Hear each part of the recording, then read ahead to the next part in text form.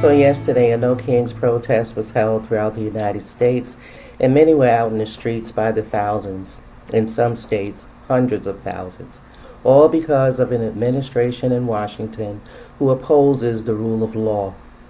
They uphold and enforce lawlessness at the request of a man who seeks to be king.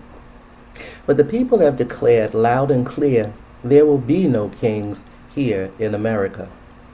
And one of those people is Nekima Levy Armstrong, a civil rights lawyer and founder of the National Boycott against Target, which is still in progress, though others have tried to shut it down.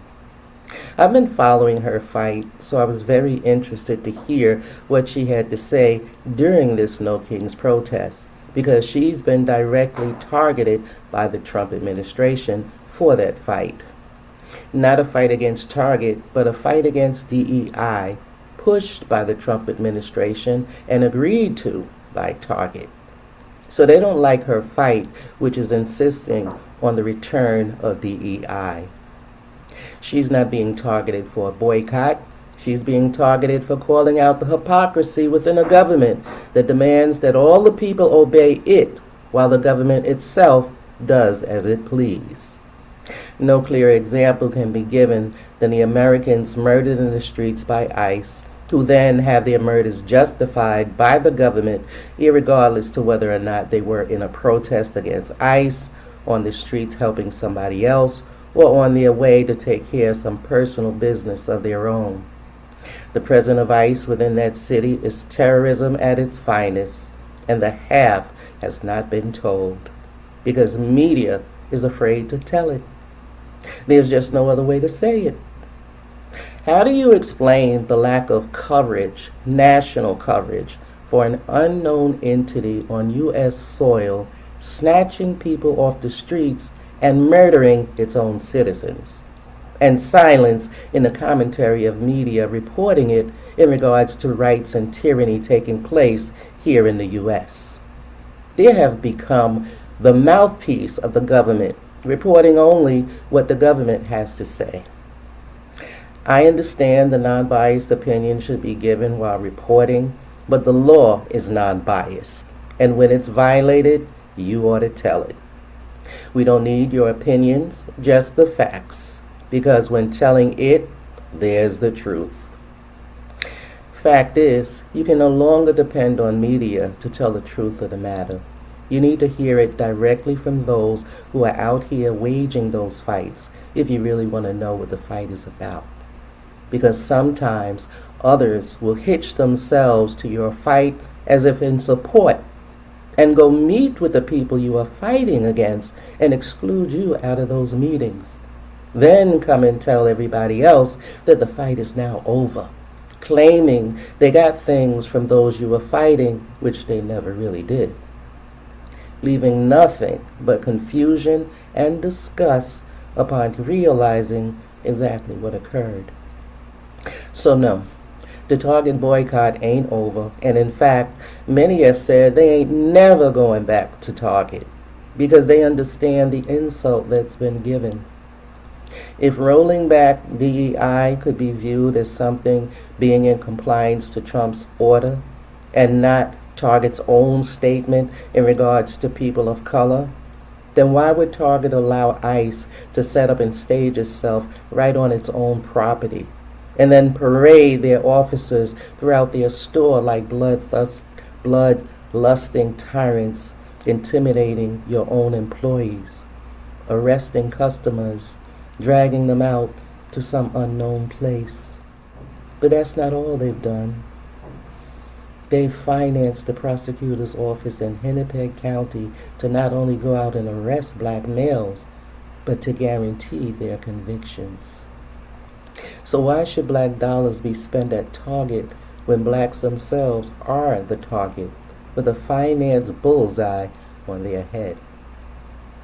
Truth be told, we are being targeted across the United States, and the boldness and audacity in which it's being displayed has taken us back to the 50s and 60s, although in many ways it's still not apparent to the majority.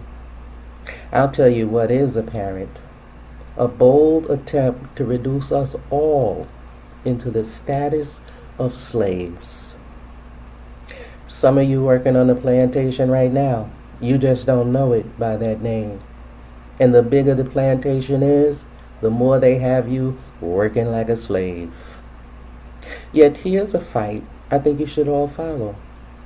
Go in, do the research. Find out what she's been fighting and why.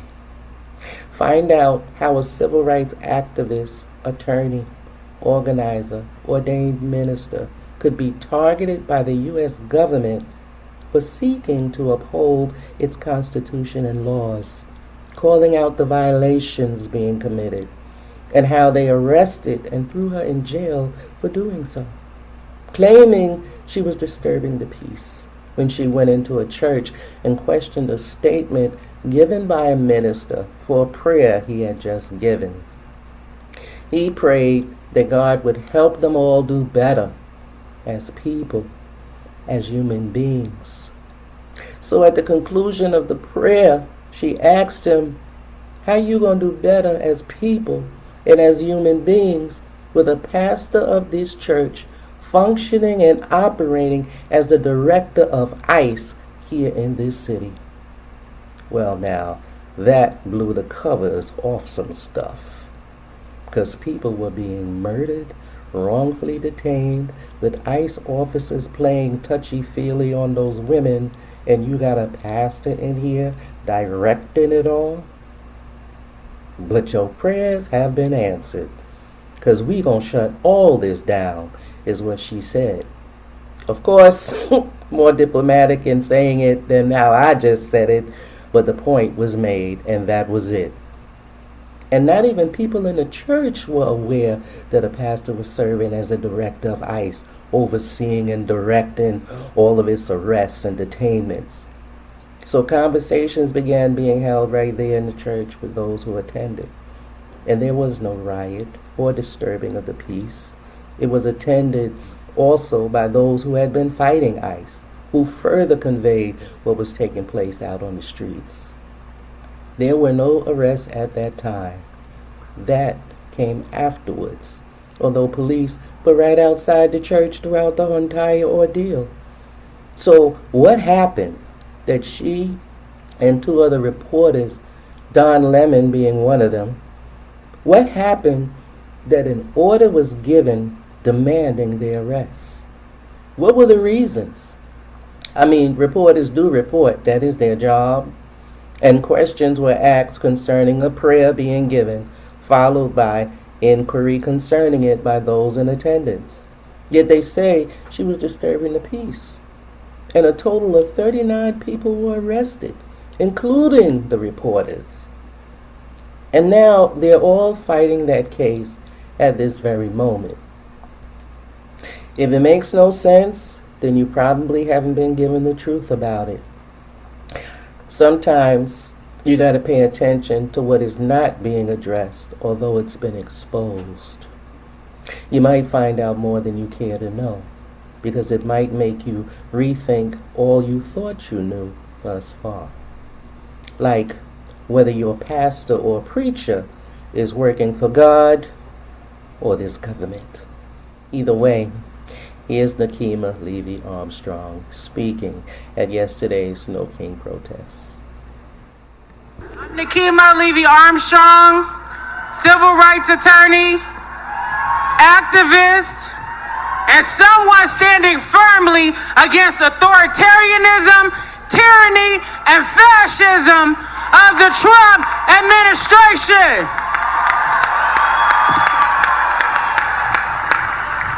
They tried to underestimate the people across the state of Minnesota, but we showed them, hell no, we won't go. That we'll continue standing up for the rights of our immigrant brothers and sisters. That we're standing up for those who are being ignored, those who are being treated as if their lives are disposable, and who are being treated as if their lives don't matter. But we have to remember that this struggle did not start with Donald Trump taking office again.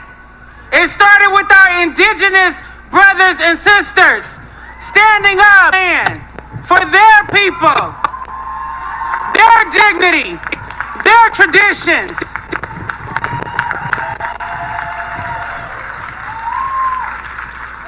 And I'm here standing on the shoulders of the black women and the black men and children who came before me. Harriet Tubman, Rosa Parks, Fannie Lou Hamer, Sojourner Truth, and so many others who stood up for freedom, justice, and equality. We cannot forget about the struggle of those women who organized in our communities, who taught us that we matter. And when they fought, we all win.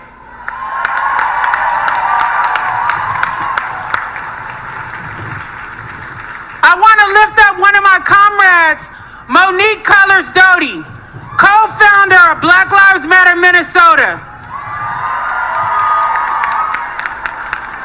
Also, co-founder along with myself and Jaylani Hussein of the National Target Boycott. The National Target Boycott started right here in Minnesota, where Target is headquartered, and two of us are black women who shot that Target before we saw Target capitulate to Donald Trump and align itself with authoritarianism.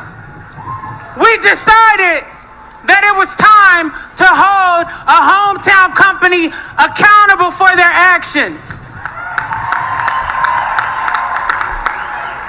When they decided to roll back diversity, equity, and inclusion, we the people decided to roll back our dollars and shop elsewhere. I don't care what mega passers they send from Atlanta or the Two Stooges with them. The Target boycott continues.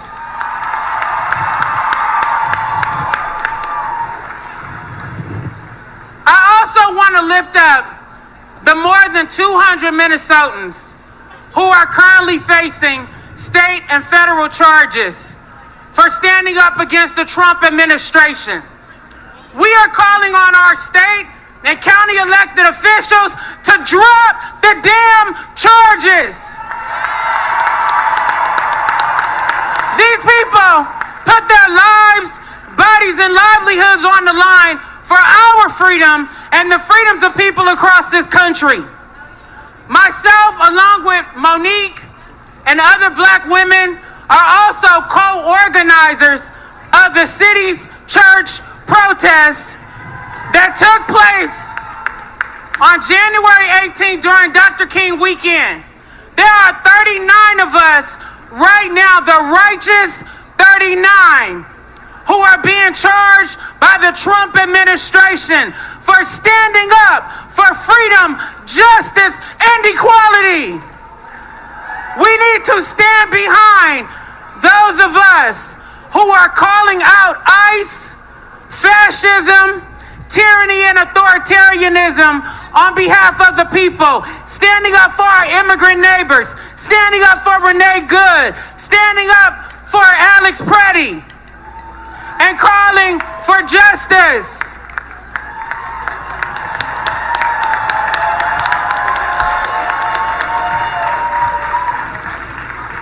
I just want to say to the people of Minnesota, I'm so proud of you.